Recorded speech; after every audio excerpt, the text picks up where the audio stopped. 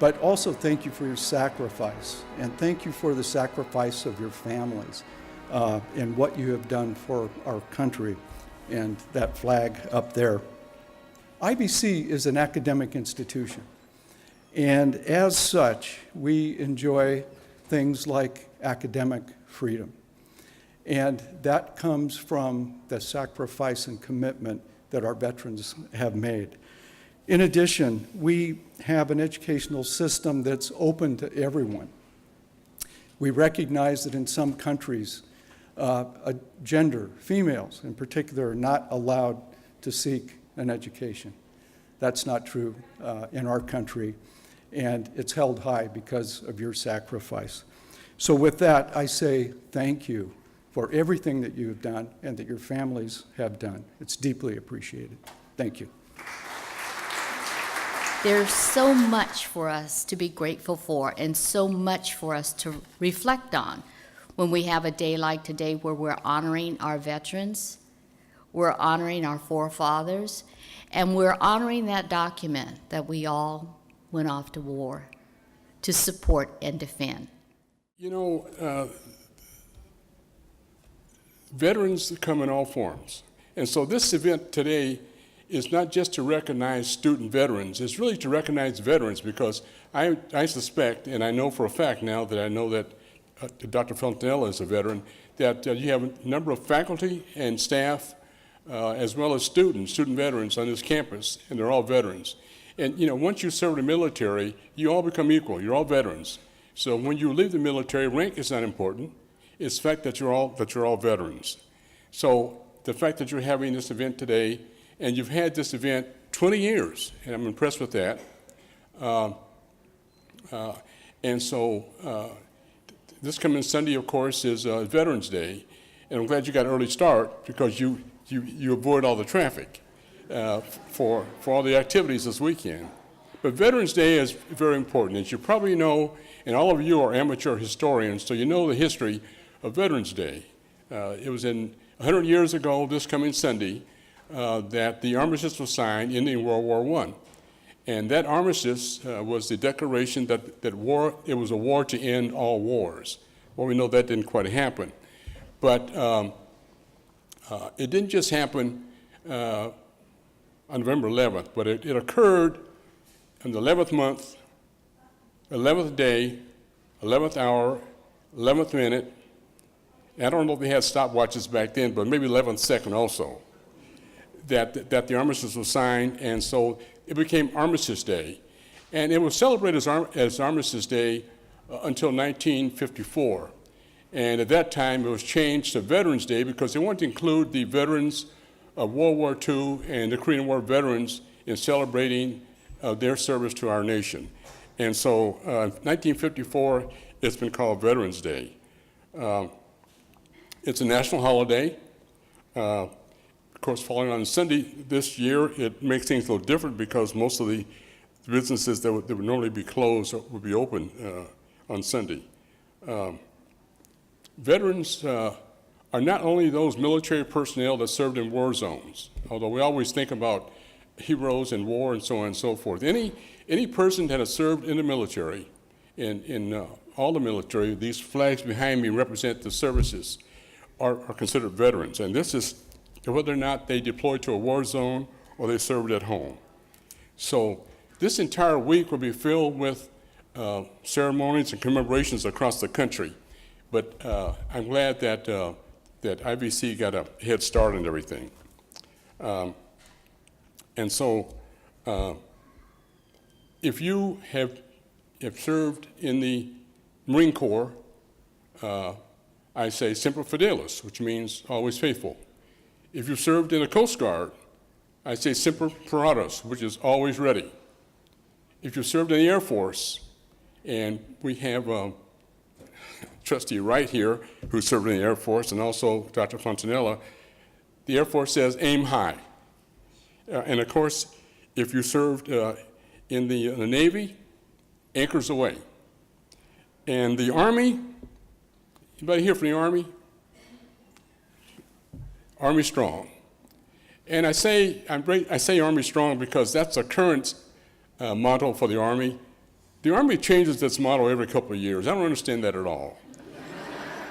The Marine Corps has had Simplify for 100 years. In the Army, every time a new secretary comes in, they've got to put their stamp on things, and they change the motto. But right now, it's Army Strong. A couple of years ago, it was Army of One, and before that, it was something else.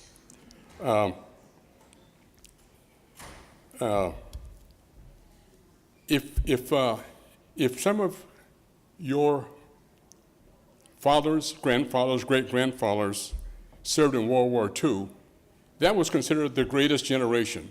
And of course, that was coined from a book by commentator Tom Brokaw, and when he talked about the service of veterans of World War II, that they served the nation. So World War II veterans considered the greatest generation. And of course, Korean War veterans, we always want to say welcome home to them because they didn't get the welcoming that the current veterans get when they return home. So Korean War veterans, it's a war that's not forgotten. Vietnam veterans, welcome home from Vietnam. And to veterans of our most recent conflicts, it's always encouraging to say thank you to a veteran, of any veteran, or extend a handshake if appropriate, and let the veteran know that you appreciate their service. And by the way, it's okay for a veteran to say thank you to another veteran. It's not just civilians saying thank you to veterans. But all the military personnel that are still in uniform, and we see them a lot, just a nod or appreciation to them would say a lot. So if you see a military person in uniform, just nod and say thank you. And we always want to pay a special tribute to those men and women who did not return to our shores, who paid the ultimate sacrifice. And so we always want to keep their Gold Star families in our thoughts and prayers because they paid the ultimate sacrifice to defend this country. Every war has heroes.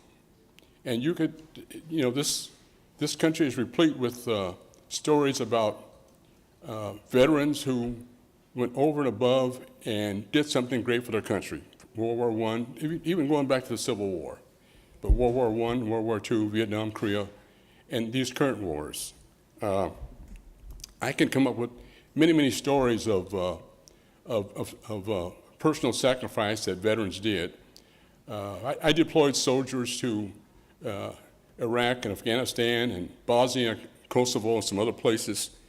And I would say all of those soldiers, both men and women, both combat and support personnel, all excelled in their mission. They did what they were trained to do. And the nation should be grateful for all veterans who served anywhere. So I'm looking for a story just to give you an idea of a story of a veteran. I have a short story I want to just talk about a World War II veteran. And this man's name was, his first name was Clarence. Clarence was a colored man. I say colored because he lived in the South, and back in his day, blacks were called coloreds and other names also. But he lived in the South. He was a sharecropper, and he lived with his wife and their 8 children. In the county that he lived in, blacks were not allowed to vote. They could not vote, even though they paid taxes. The black and colored schools only went to the 8th grade, and that was only a few months of the year, not the entire year. He was a sharecropper, so he didn't have a lot of money, but he did save quite a bit, as much as he could. He saved his money, and he bought train fare out of the South to California for his wife and then 8 children. He moved to California for a better life. He wanted something different. He wanted to achieve all the things that were talked about in the Constitution and the preamble to the Constitution. And so he arrived in California, and he enjoyed briefly non-segregation, although there was some, but it wasn't as much in the South. But he was only in California just for a few months. He received his draft notice. And the draft notice came in an envelope with a 5-cent bus token, which was fair to take him to the induction center. So he went down to the induction center. By the way, he moved into a totally integrated neighborhood in California and had integrated neighbors and friends. But when he arrived at the induction center in Los Angeles, he realized that the military was segregated, much like it was in the South where he came from. So at the induction center, they had the colored inductees in one group and the white inductees in another group. And so he was shipped off to segregated training. He finished his training. He was sent to a segregated unit, Tuskegee unit. He was an enlisted man. He served as a driver in the Tuskegee Airmen Flying Unit. And his job was to ferry the pilots to and from their aircraft as they went off to do their duty. He suffered a lot of other indignities in the military. But he came home. He was not bitter. He was not mad. He was not sad. He saw service as his duty, his obligation to serve his nation. And so when he came home, he preached to his 8 children that they had a duty to serve their nation if required. Well, over the years, he and his wife had an additional 4 children. So then he ended up with 12 children, 9 boys. So years later, when his boys became grown, all 9 boys served in the Army. Some were drafted, but most volunteered. And they all received honorable discharge except for one who suffered the ravages of Vietnam, and we lost him. But the other 8 sons served honorably in the military. But not to be outdone, his 2 daughters, I should say 2 of his daughters, also served in another way. One married a soldier and one married a Marine. I guess every family's got to have a Marine, right? But Clarence was unique in many ways.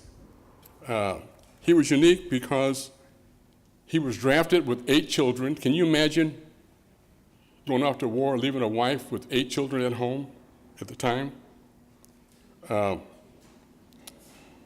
Clarence was my hero. Now, Clarence had a last name. His last name was Gravitt. He was my father. And my father was my hero.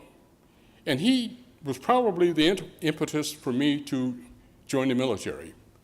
I didn't intend to serve over 40 years in the military, 20 active duty and also 20 in the reserve. I didn't intend to go from private up to major general. It was not my aspiration at the time. I didn't intend to serve in 10 countries. I didn't intend to be a senior NATO military representative in Ukraine, where I was advisor to the Ukraine president. And I didn't intend to experience a lot of personal gratifying experiences that I experienced in the military. But the military made me. The military is part of me, it's part of my DNA. And the patriotism that I have for this country, and we have a lot of issues with this country, some were mentioned today, but just know it's a great country, still the best country. And so, and that's why we recognize veterans every Veterans Day. So this coming Sunday, if possible, at 11 o'clock, 11 minutes after 11, and maybe 11 seconds after 11, pause and reflect on veterans in this country, and just know that veterans allowed us to be here today. They allow us to celebrate.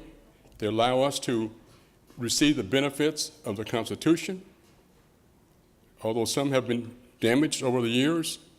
But veterans are part of our community, and veterans are you, your family, your friends, and also part of Irvine Valley College. So I want to thank Dr. Rockmore for inviting me today, and I hope that you have a great rest of the day. And so thank you. God bless America, and God bless U.S. veterans.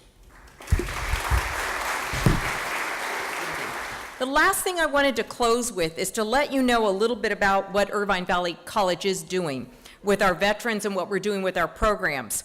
So over the last year, not even a year, we have acquired $2.48 million in grants to support our Veteran Center.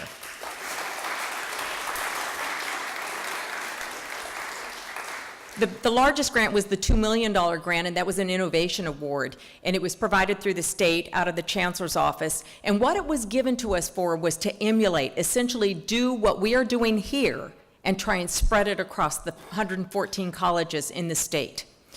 What we're doing to start that is to collect data. We have not ever collected data at our community colleges throughout the state. We're now going to collect all of this data that we can on our veteran resource centers, on our veterans, survey what's going on, find out a baseline, and then we're going to be able to provide this into a book and have this knowledge base going to our state legislators, being able to promote this to our new governor that's coming in, and being able to ascertain more funds to support our veterans in our community colleges. This is going to be a huge, huge standing up for all veterans in the state. It's going to be promoting best practices, promoting educational services, providing collaboration with outside agencies to actually come on colleges like we have here and provide those services. We have so many services on our college. There's no other at all Veteran Resource Center in the state that has a psychologist, Dr. Miata Snetter, on their campus 3 days a week. We have very few colleges that have the one-stop that Eric talked about that we have right here in our college, in our setting here. A lot of times services are fragmented on colleges, which actually makes veteran students a little frustrated when they come to campuses and seek services and want to get educated. We provide those services here, and I think it's important to know that our best practices are going to be copied and given and taught to other colleges so that they can also provide those services. I'm proud of what we do here. I think it's important that we will change the atmosphere for what our veterans will be getting at their college campuses. We're starting all these new programs, Pathways, Promise, all of these new programs that are going to enhance education for all students. But we need to concentrate on specific students, populations that have those issues maybe when they come in, a little bit of challenges when they come in, so that we can excel them. And we can have students like Eric, and we can have students like Chris and Angel, and all types of students that are going to come out and really excel in what they're doing. I'm proud of what we do here. I'm proud of where we're going and where we're headed, and that our name is going to be out there in the front to show what we're doing and to show that veterans can really excel in different areas if you bring the services to them, if you provide the services to them, and if you give them quality education. Like Eric said, if you give them and provide them the quality education so that they know where they're going. Our faculty and staff are dedicated. We have one of our math teachers, Dr. Sanjay Gupta, comes in and tutors our veterans in there. And the reason that he comes in is because the veterans loved him, and they asked him to come in. I asked him 10 times. He wouldn't come in for me. The veterans ask him, all of a sudden he comes in and he does it for them. That's the type of faculty we have here that support our veterans, and I really want to thank them for what they do to our veterans and for our veterans here on campus here. With that, I'd like to close and let you know that I thank you all for coming today.